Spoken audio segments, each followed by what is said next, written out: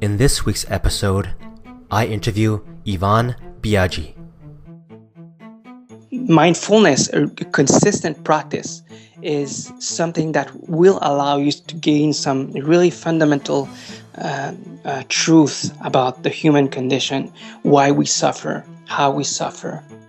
And there's some great insights to be had about the nature of your thoughts and emotions if you just sit with yourself and just be willing to experience discomfort. My edge lies within the confine of my own mind. It's the cultivation of my ability to follow my plan day in and day out.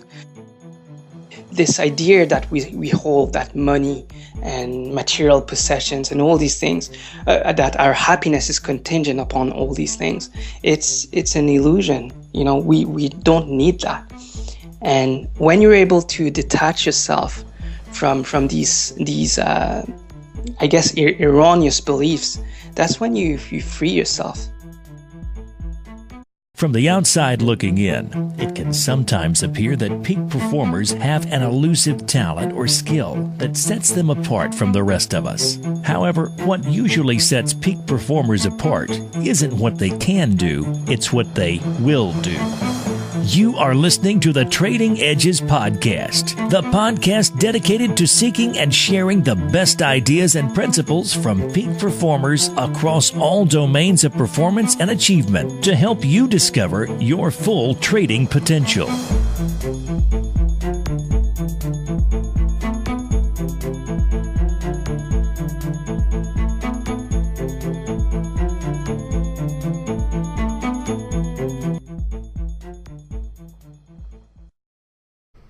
Greetings, ladies and gentlemen. This is Houston, and welcome to episode 26 of Trading Edges.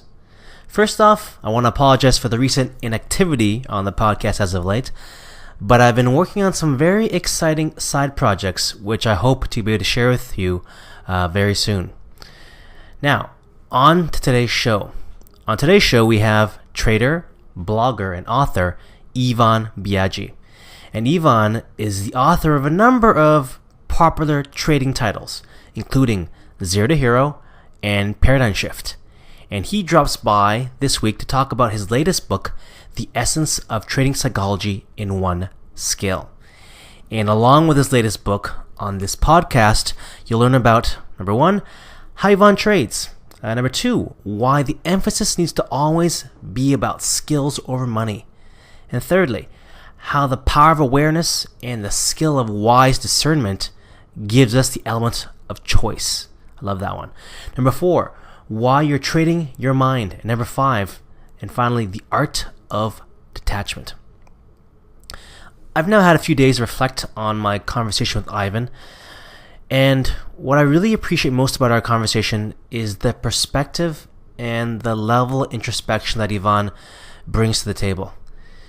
It's really clear that Yvan's someone who's really spent the time and done the inner work. And so I think what you'll get most from our conversation this week, it's around the subjects about which Yvan speaks. And the subjects pertain really not just to trading, but they resonate across the entire human condition.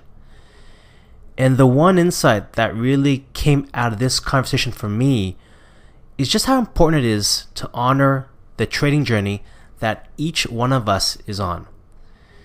You see, most of us, unfortunately, are wired nowadays for instant gratification. People love hearing about, the overnight successes, the sensational rags to riches stories, and the monster windfalls. Yet, true and lasting changes come from subtle but consistent efforts.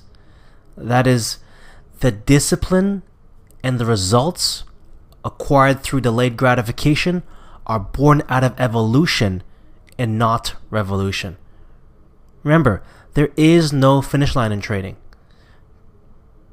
Now, personally, I've been trading now for about 10 years. And where I am now, where you are now, matters just as much as where you and I will be in, say, 2 years' time, 5 years' time, or even 10 years' time. So if you adopt this perspective, this will shift your perception of your trading journey and allow you to discover more and more meaning along with purpose along this journey. That's my wish for you. Because ultimately, the perspective from this lens, i.e., when you reflect back years from now, you'll find the journey all the more rewarding. As always, I hope you enjoy the show. You can find the show notes and resources we talk about at thetradingedge.org/26. Now, on to the show.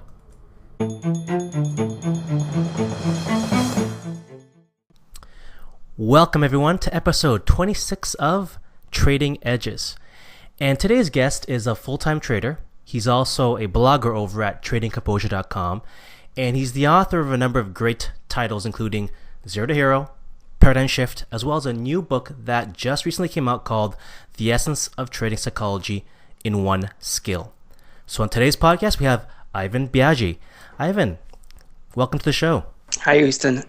Thank you for having me. Oh, absolutely. It's a real pleasure. So why don't we get started right from the beginning? We usually just do introductions. And so why don't you tell us, your trading story and tell us how you got started with trading and as well as your approach to trading, what you're doing now. Yeah, sure. First of all, I just wanted to give your listeners a little bit of background as to where I'm from, because I'm sure a lot of them might be hearing that little accent of mine, and they might be wondering where that is from. So I was born in Mauritius Island, which is a tiny piece of land, tiny tropical island on the east coast of Madagascar. But I grew up in France, in Paris, and it's only much, much later that I moved to Canada.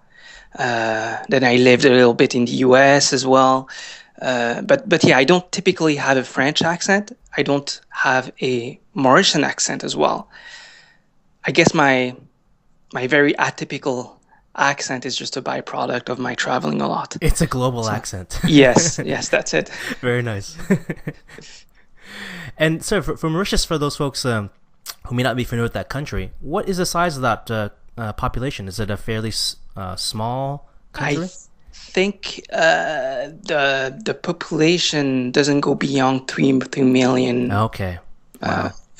I think. I'm not sure. And it's a very tiny island, less than 2,000 kilometers square. Oh, wow. Yeah. Fascinating.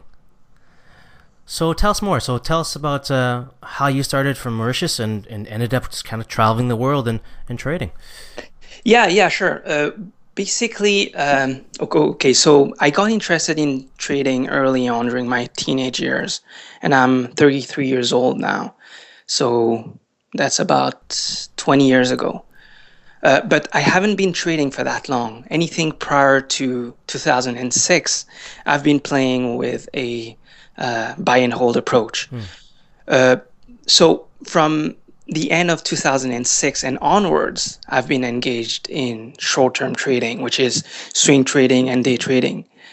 But yeah, coming back to your original question, so I was born in Mauritius. I grew up in France, and initially my brother helped spark my interest with financial markets. One day he just called me into his room and showed me this financial websites with lots of number scrolling, lots of flashing red lights and green lights, and it seemed very intriguing to me. So later I just decided to delve further into it in my own terms. And at that time, online trading was really at its infancy, and trading related information wasn't freely available. But yet I was determined to learn. So once in a while, I would just head to the local library in my hometown. We were living in Paris at that time. And I just sat there and read everything trading related. Well, at least that's why I was attempting to do anyways. But the reality is that I would just take a pile of books and go sit and just examine them hastily. But yeah, that's my humble beginnings in a nutshell. And fast forward to today, what does your trading approach look like now? Okay, so I have two trading accounts. And so I have a bigger trading account where I trend follow stocks, and a smaller trading account where I day trade the SPY. But you know what? Early on in my trading career, I took pride in predicting accurately where markets were headed at any given moment. My ego was so heavily involved in the process that whenever I was proven wrong in my assumptions, I would feel hurt and betrayed. And if this didn't prompt me to revenge trade, I would just try to hold on to my positions just until markets would satisfy my ego and make me whole again, of course, by making me right. And useless to say that this rarely happened. By holding my ground and by not being flexible, I would just place myself in catastrophic positions. So, as I reflect on my journey as a trader, where I was and where I am today, I can clearly point out the things that I didn't get right. Yeah. And so my strategy revolves around just embracing how markets are. One of the fundamental lessons that I've learned and come to accept is that controlling the markets is just an illusion. It's not something real. And I know this as a matter of personal experience born of just observation through the 4,000 plus trades I have placed since the beginning of my career. Therefore, my trading operations consist not in predicting anything based on subjective interpretation of data. Instead, I take a completely objective approach. I don't spend my time trying to make sense of charts or trying to see patterns just where there aren't. I have failed many times doing so, and with the kind of self-knowledge that I've acquired throughout the years, I know that this way of trading is not for me. So I don't look at, triangles, head and shoulders, wedges, measured moves, all these things. They just don't represent what I call an objective way of looking at charts. And so the rules that govern my approach, whether in my trend following account or my day trading one, is definable mathematically and statistically. And nothing about this mode of trading entails believing things based on just incomplete and biased evidence. My edge is either here or it's not. I take it or I don't. But I've placed close to 4,000 trades since 2007, which is really nothing in the grand scheme of things, by the way. And from what I've observed, there's no reliable edge to be found in patterns like triangles, head and shoulders, because it just all evens out after enough number of trades. Yeah. And I really like the way you described that. And it sounds like, if you trade in that way, it would just take a lot of pressure off of you, the trader, versus trying to have to interpret every single wiggle or squiggle that that's being formed in every single chart on your screen. Yeah. Really reduces the amount of performance anxiety, I would believe. Yeah, for sure. And I'm not discounting that because them obviously a lot of people who make money this way, and there certainly might be a slight edge in those formations, but fighting for that by deciphering the charts and trying to read in between the line just for a modicum of pseudo certainty is almost not worthy of my time and energy. But again, I'm not making blanket statements and saying that this doesn't work in general. All I'm saying is that it doesn't work for me. I just suck at discretionary, subjective trading, however you want to call it. It's just semantics. But I think the distinction I caught there, I really liked a lot, was just moving away from trying to predict markets to operating in a way that is kind of congruent with how you want to operate. So kind of more internally focused, where you have a set of patterns, or not even patterns, but rules that you would follow, like a binary system, kind of yes or no. No, like in my trend, in my bigger trend following account, for example, there's nothing magical about what I do. I just buy breakouts from horizontal bases, and I just sell breakdowns. Then I use a combination of contingent orders in order to manage those trades. That's it. And in my smaller account, where I typically day trade and occasionally do option trades, Same here. My strategy is objectively defined, only to the exception of taking profits in this smaller account. Yeah. But this way, it's just easier for me to refrain from judging, weighing, or even doubting, for that matter. I just take my signals however they come. Yeah.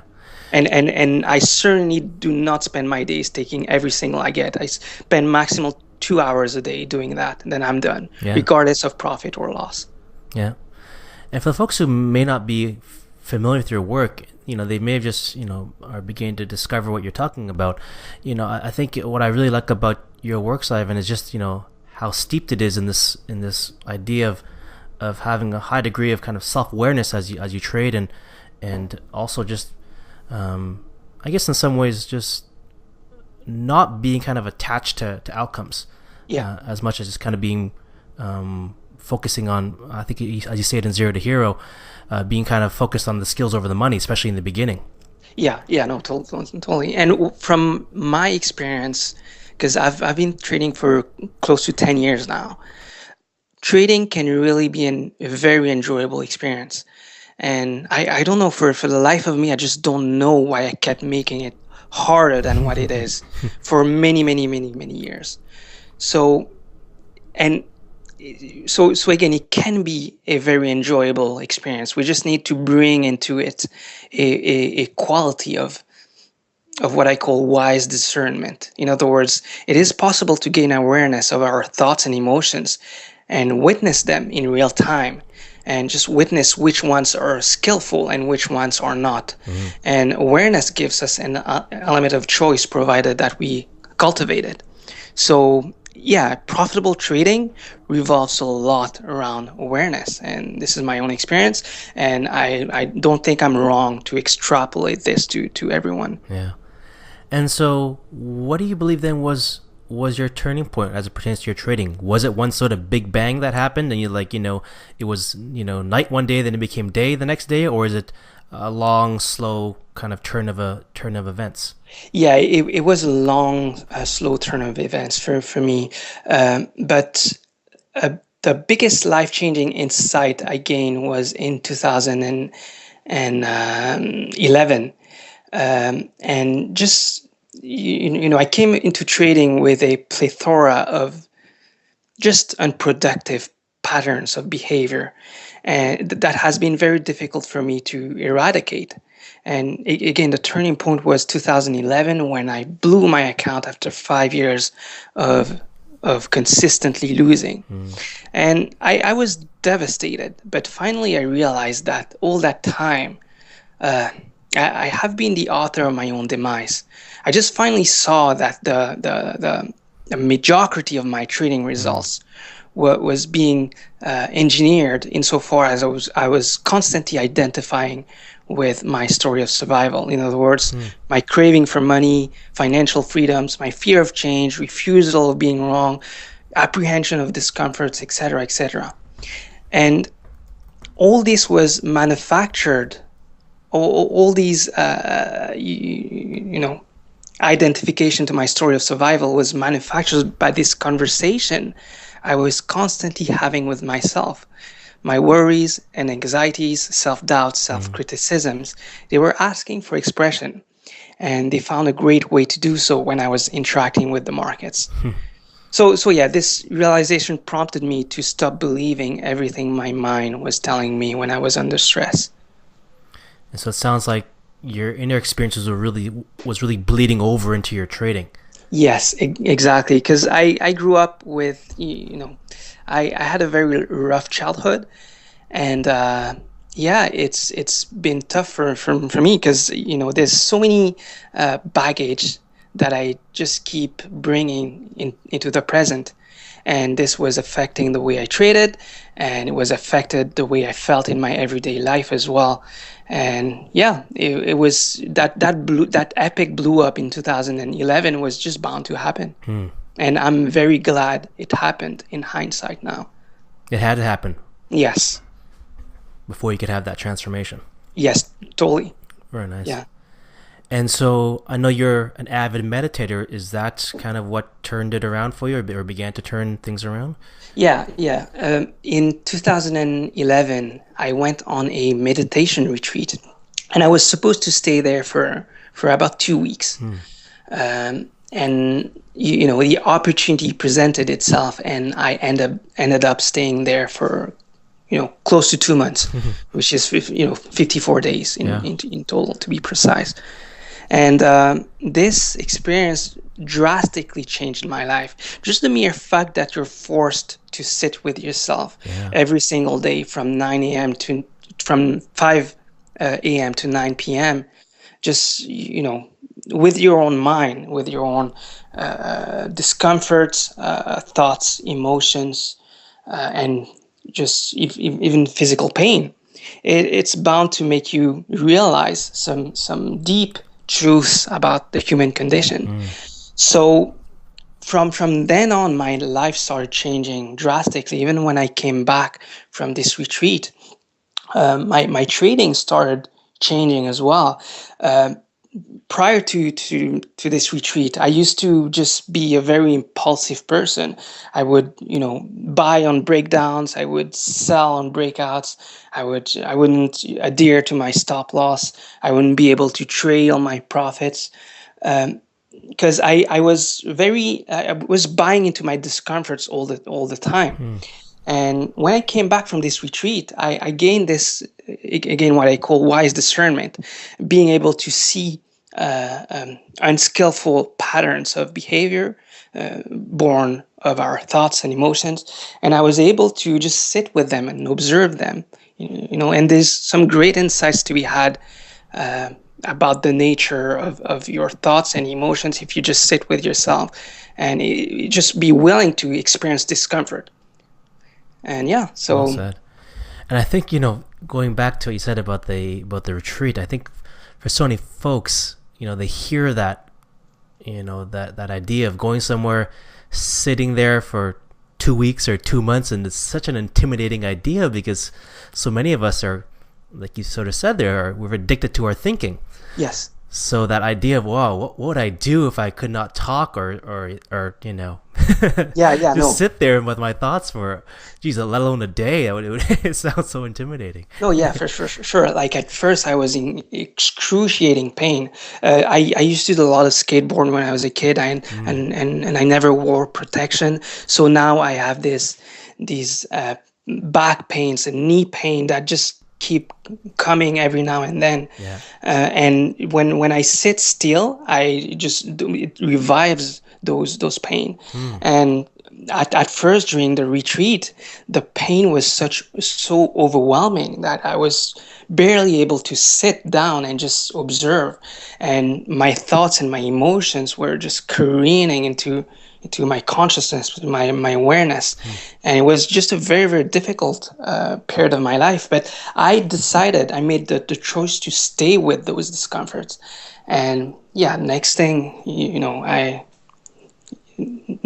is the incredible insights that I gain from this. So can I ask you, so do the pains just, once you begin to recognize them and just kind of become aware and accept them, did they just disappear after a while, or do you still kind of, is it still overwhelming? Well, you see most of the pain disappear, because what you realize is that most of it is psychological. In other words, you have a story behind this pain, and it just keeps like self-fulfilling prophecy, because you believe in that story and you keep telling that story to yourself. It keeps engineering the same pain over and over again. But when you sit with it and you just cultivate awareness, you just realize that this is just information. And then I guess you get rid of some unproductive just patterns of behavior and of just feeling victim of circumstances. But my physical pain have drastically decreased since I've been cultivating a regular meditation practice. But during the retreat, what I discovered as well is that when we live in a world where there's a strong held belief that we need to have a fat bank account. We need to have a fat bank account in order to experience the good life. And when I was at this retreat, I was eating rice and carrots and some basic vegetables every day, no meat whatsoever. And it was very hard at first, and I was sleeping at night on this kind of traditional futon, which is just a piece of wood with some kind of blanket on it. And this is not the comfort of your own home on a nice, comfortable bed. Right. It's very, very basic, it just fits your basic needs. And so at one point, you just realize that you're really happy to come to this, bed at night, regardless of how uncomfortable it is. Right. You start appreciating what you have. Yeah. And even your small bowl of rice every day for lunch or for dinner, you're very happy to have that. And this has to tell you one thing, is that this idea that we hold, that money and material possessions and all these things, that our happiness is contingent upon all these things, it's an illusion. We don't need that. And when you're able to detach yourself from these I guess erroneous beliefs, that's when you free yourself, and you start adopting a different way of thinking. And that has been very critical for me in my training success as well, just to be able to relax this clinging to money and material possession and the need to have. That's when I realized that by holding on to those this kind of clinging, I was just engineering mediocrity for myself. And I could just see it being so much more productive just to not have to operate from that place of feeling scarcity, right? So I know so many traders, like you said, they aspire, they crave these external outcomes, and that's what means they don't have it right now. And so coming from that place and living from that place all the time is quite stressful, because you're constantly in a place where you're not content with what you have. No, totally. Yeah. And this has been really, really, really groundbreaking for me when I learned this, because I held for most part of my life, I held some really unproductive beliefs about money, about failure. I wasn't flexible at all. I thought that I had to have a fat bank account in order to be happy, and all these things. And I brought all these beliefs with me when I was trading. And these were steering my behavior, and I wasn't able to trade in a manner that is fluid and just void of any kind of mental resistance. So that's well said. And I think something that you and I talked about just before the call started, we started chatting about the interesting thing about trading for a number of years, having a sort of a wider time frame to think about our trading, is that we begin to realize that the trading journey isn't necessarily a destination that we need to get to, but it's more of, like you said, a process, or maybe just as the word says, a journey that never really ends, versus a place that we need to get to in a hurry. Yeah, for sure. Yeah. And trading is a very difficult endeavor, because there are losses involved, and the losses are real time. So you have to experience them. You have to do most of the time things that are very, very difficult to do. Like, for example, for myself, I run a trading business. That's how I see this whole operation. And the actual trading itself represents only half of the business operations. Right. The other half is composed of books that I write and the occasional speaking gigs that I get offered once in a while. And I used to coach as well, but I don't do it anymore because I travel a lot, and it's just not something that that is just because I travel a lot, I'm not able to do it anymore. And as said earlier, I have two trading accounts: a bigger trend following account where I essentially hold positions anywhere from a few days to a couple of months. Then I have a smaller account where I day trade the SPY for quick cash. Yeah. So the meat of what I earn comes from trading, but I don't earn money every month from it because the markets simply can't accommodate me all the time. So whatever else I earn from the books and speaking gigs help only to smooth my revenue curve and make things easier for me on a month-to-month basis. I don't have a $100 million account, so I have to have these kind of parallel gigs or endeavors, activities to help me smooth my revenue curve. That's the reality of trading, and a lot of people don't understand that. Well said. Well said. And so let's shift gears a little bit, and let's spend some time talking about your latest book, The Essence of Trading Psychology in One Skill. That's a very intriguing title, so why don't you break it down? What is that? What do you share in that book? Sure.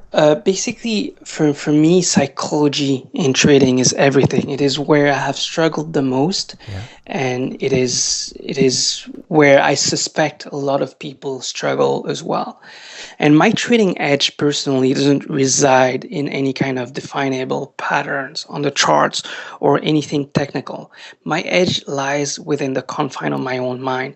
It's the cultivation of my ability to follow my plan day in and day out. It's this ability to detach myself from, any market direction or trade outcome or whatever it is. And this is cultivable. And, that's why I hold a blog. That's why I write books about it. I could write books on strategy, risk management, etc. But because there's so many things to say on these areas, but psychology is where I have struggled the most, so I'd rather focus on that. I don't really care about anything else. For me, the real edge is your mind, and you ought to cultivate an optimal state of your mind every single day if you want to make it in the long term. So the essence of trading psychology deals with just the mental aspect of trading and how you can cultivate this ability to detach yourself from, unproductive patterns of behavior.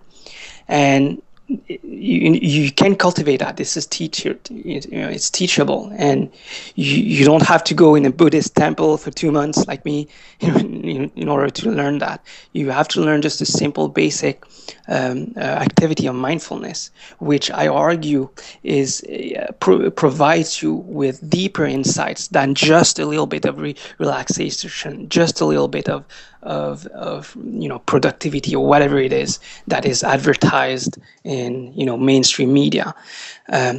Mindfulness, a consistent practice, is something that will allow you to gain some really fundamental truth about the human condition, why we suffer, how we suffer, why we keep shooting ourselves in the foot over and over again. And these are really worth knowing insights. So the Essence of Trading Psychology is my latest book, and I've been working on that for a while now, and I'm very pleased to make it available to the public. Very nice.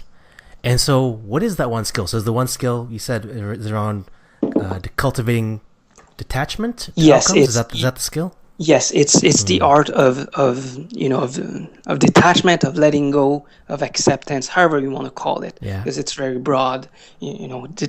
Detachment can mean anything. And so, for someone who's new to this idea of detaching from outcomes, and people get it intellectually, like, I probably shouldn't care so much about that one trade, but for that trader who's okay after the first losing trade, but begins to melt down after the second or third losing a trade in a row, what kind of guidance or what sort of wisdom would you be able to share with that trader who starts to break down, maybe either mentally, emotionally, after sustaining a series of losses? Yeah, sure. In my opinion, what's happening there is that this person is identifying with his thoughts and emotions insofar as they keep appearing in his mind whenever he needs to do something in the markets. And you know, in Zen Mind, Beginner's Mind, I don't know if you've heard about this book. Suzuki Roshi really captured the right attitude to adopt with this quote: leave your front door and back door open. Let thoughts come and go. Just don't serve them tea. And I don't know Nice. if I'm saying it correctly. I'm just paraphrasing here. Yeah. Now, this is a very powerful analogy to explain the kind of awareness that is needed to make it as a consistently profitable trader. In other words, we are not pushing or fighting anything. We are merely observing and letting be. Yeah. So my advice to that person would be that, just accept and feel your emotions. Inquire about them. What are they? Are they just not mere sensations of energy in the body? If you think about it, your emotions and your thoughts, they have no philosophical or psychological content whatsoever. They are just appearances in consciousness. So emotions are just bodily symptoms, like indigestion. Now, you wouldn't read a pattern of sensation in your abdomen after a heavy meal, let's say, and imagine that it says something negative about you as a person, would you? Right. Yet that is what we do when we feel anxious, angry, frustrated, etc.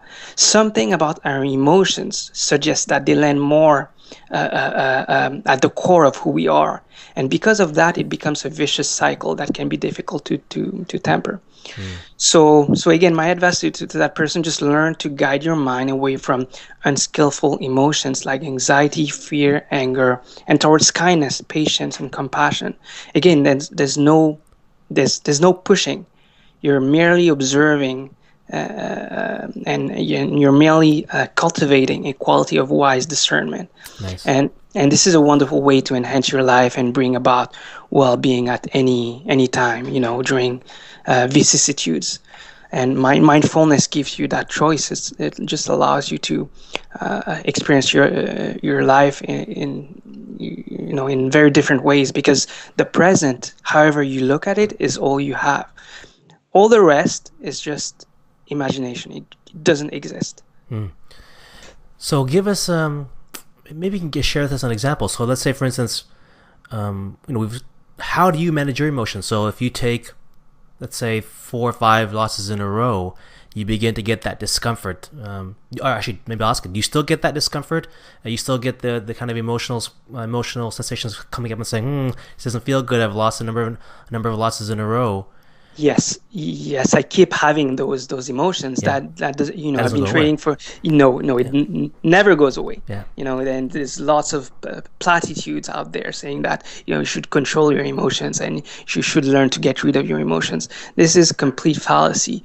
Now, I still do experience emotions when I trade, regardless of how long I've been doing this. Yeah. But however strong the emotions, I just keep doing what I know I should be doing, instead of buying into those discomforts and just shooting for short-term emotional gratification. Right. And that is the real key, because from a neuroscience perspective, the areas and structures of the brain are active during cognitive functions, which includes all aspects of reasoning, thinking, evaluating, judging, remembering, feeling, etc. Yeah. And those are active when you trade.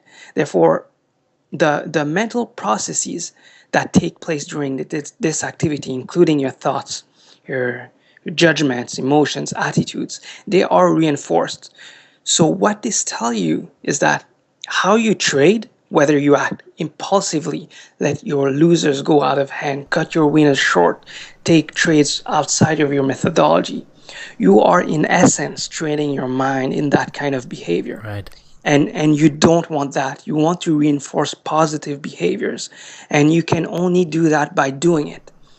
And if anything, this shows you just how primordial, how important psychology is your attitudes, judgments, and inner dialogue. And this might be slightly less of a concern for those of you who trade as a hobby for passive return on investment. But if you trade for a living, as I do, cultivating the right psychology at all time is just as important as if not more important than your market edge and your risk management technique. Well said. And so do you have some sort of active routines that you'll go through? So let's say, for instance, going back to that example of taking a number of losses in a row, if you catch yourself getting into a place where, all right, my mindset's becoming more negative, or perhaps I feel a level of anxiety here that may not be productive, do you have some sort of routine that you will go through? Do you step away from the computer? Do you sit down and meditate? Do you take some breaths? Is there something that you do like around that place in your trading? Yeah, my mindfulness practice, my meditation practice, I'm using those two words interchangeably. It's just a question of semantics. Yeah. It has evolved so much that I am now able to just, sit there and just watch what's happening on the charts and feeling my emotions and not even reacting to them, just observing them, like as if I'm watching TV.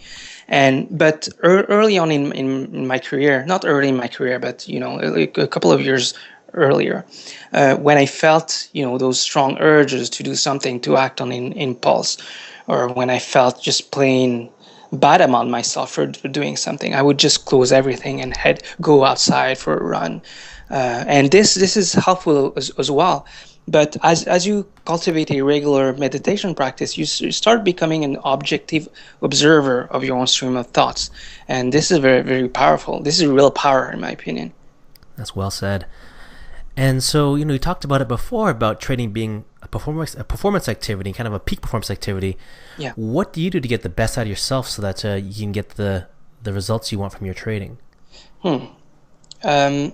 It's again, it all comes back to this mindfulness practice that I have. So I practice meditation 2 times a day. I do it in the morning, just when I wake up. I do it for 20 minutes. Then when I do that, I go take a shower, and then I have a good breakfast, and then I turn on my computers, always in that same exact order. So this ritual allows me to have a little sense of control over my life. If by mistake I wake up and I don't practice my 20 minutes of meditation, I will feel bad for the rest of the day, because I feel I'm a little bit jittery. My mind is a little bit all over the place. So I have to do those things in that same exact order. Now you could call that obsession or whatever it is. For me, it's a process that allows me to maximize my chances in the markets or otherwise in real life. Then I do it at night before going to bed, and I do it for 30 minutes. I just sit with myself, eyes closed. I focus on my breathing. When thoughts and emotions come into my awareness, I just acknowledge them, and I just come back to my breathing again and again and again and again. And this allows me to sleep well, and I empty my mind before I head to bed. And this has been my practice for a couple of years now, and I'm not changing it the slightest bit. I'm just going to cultivate this regular practice for the rest of my life now. Very nice. This allows me to cultivate my edge in and out of the markets. And there's a little story that I wanted to tell you about that as well.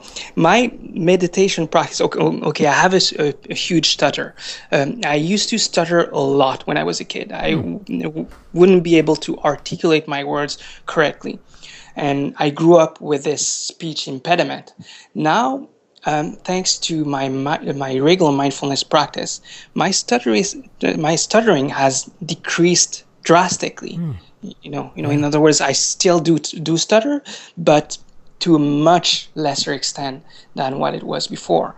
So this has to be a statement as to how this consistent practice helps not only in trading or in just not only in engineering a little bit of relaxation or productivity or whatever it is, but this is a very important tool that I think every human being should cultivate. because it just allows you to see past your mental barriers. So yeah. And that totally speaks to how I believe meditation to be so holistic and integrated that it can really kind of incorporate itself into all areas of your life. It bleeds into all areas of your life. And just speaking to the neuroscience, it sounds like it must be that, the meditation itself probably strengthened areas of your brain that that allow you to improve your speech. Yes, for sure. For me, my speech impediment doesn't come from a physical problem. Right. It's more of a psychological problem. I was yelled at a lot when I was a kid, and I had a very rough childhood, and so my stuttering is reminiscent of that period of my life, and it's been following me ever since. And now, thanks to those kind of insights that I've had as a result of my experiences with meditation, I'm able to have better control over my speech, and it's and better control of your trading. Exactly. Yeah, absolutely. And I'll just take just back up 1 second as well, just talk about your as you described your morning routine. I just listened to that, and it just helped me kind of reinforce the idea of how important it is to have rituals. And I think I've heard you speak about this in the past, about the importance of having rituals, and probably how most peak performers have some types of rituals or habits that they maintain regularly. Yeah. So although for some people from the outside looking in, it looks very strange. They're like, wow, this person lives a very structured life, and I don't know if I could live in that way. We see across all performance endeavors that whether you're a tennis player or a chess player or trader or some sort of athlete, everyone has their activity specific ritual. Yeah. And I have one that's a lot like Ivan. So, and I think I've shared some of that in the past on my blog. But always interesting to hear traders' rituals. I find it fascinating how people prime themselves for performance. So, just maybe a couple more questions for you. I want to be respectful of your time. Sure. No worries. Number one is, what do you like most and least about trading? I've been thinking about this question, and for the life of me, I guess I have, with time, I have a deeper appreciation of just how much of a psychological game it is. And it's just fascinating to see how people are predictable in the end. And it's crazy how the markets allow you to reflect on life itself. And I find that very stimulating intellectually. Now, what I like the least about trading, I guess it would be the dishonesty that reigns in finance in general. And it's all because of the money, I tell you. It makes people do crazy things. Lots of people will charge you an exorbitant amount of money for that which is freely available on the internet, and then they'll pressure you into buying more things from them. The so-called trading gurus are so successful because they capitalize on the insecurities that other people have, and they strive to keep the illusion that market success is contingent upon something other than oneself. And I try to be honest in everything that I say and do, and it's just horrible to see how other people have different agendas. So that's really what annoys me about this field. But other than that, I really enjoy the intellectual the intellectual game, and all the aspects of all the challenges that trading can provide to us. Yeah, I really appreciate your honesty and integrity there. So what do you, if you weren't trading then, what would you be doing? Have you ever thought about that? If you did not take up trading many years ago, would you be maybe a writer? What would you think you'd be? No, I have no idea, to tell you the truth. Prior to becoming a trader, to doing that full time, I was working in a casino. Oh, really? Yes, I was a county member. And I didn't enjoy that part of my life at all, because I was counting huge amount of money for a casino that didn't even pay us well. And yeah, it was hard work, and I just couldn't picture myself doing that for more than a couple of years. Yeah.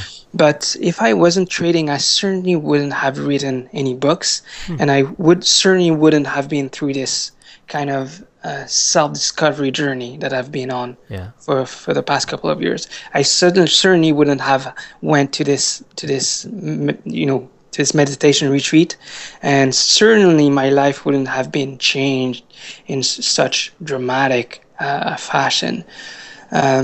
So to tell you the truth, I have no idea what I would be doing right now. This is up for speculation, I guess. Yeah.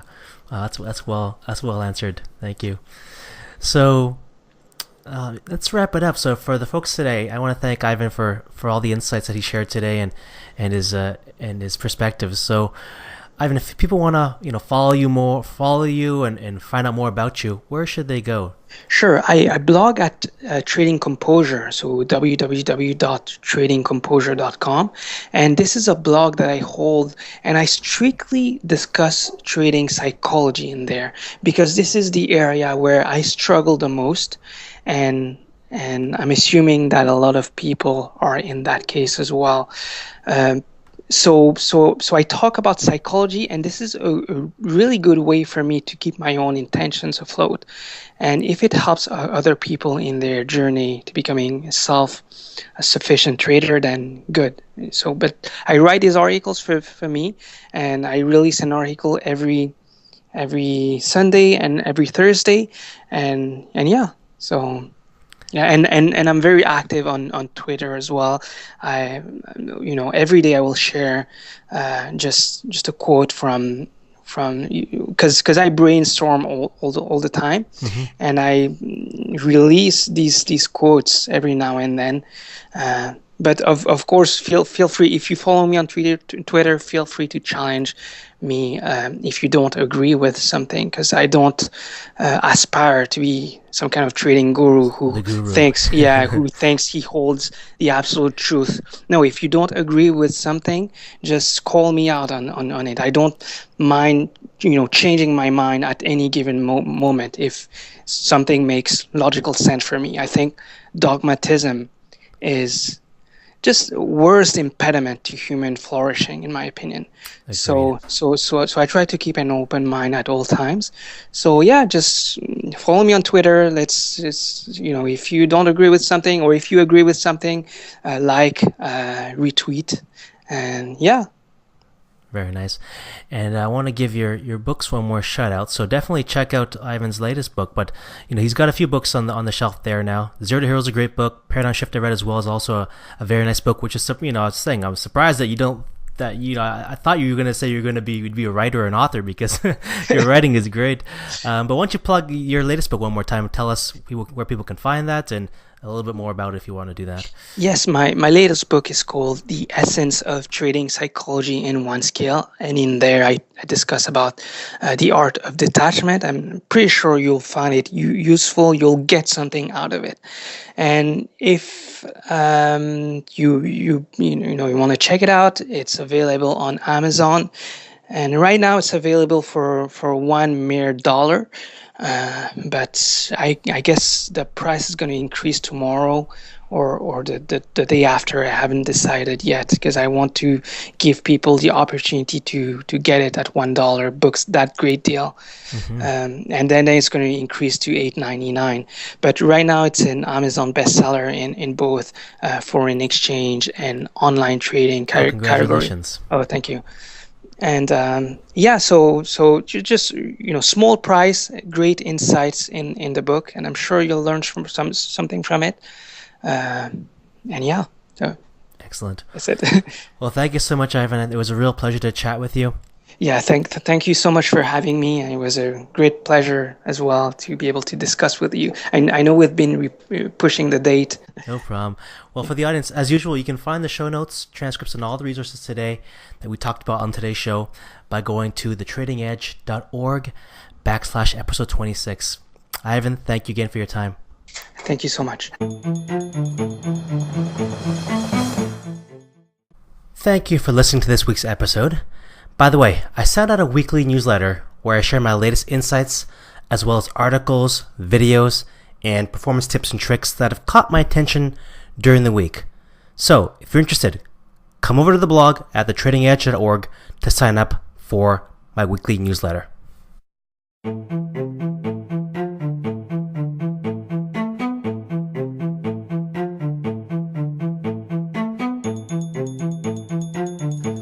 You've been listening to the Trading Edges podcast. We've taken this interview and summarized all the big ideas so that you can take action. Just head over to thetradingedge.org/podcast to find the show notes, transcript, resources, and to continue the conversation.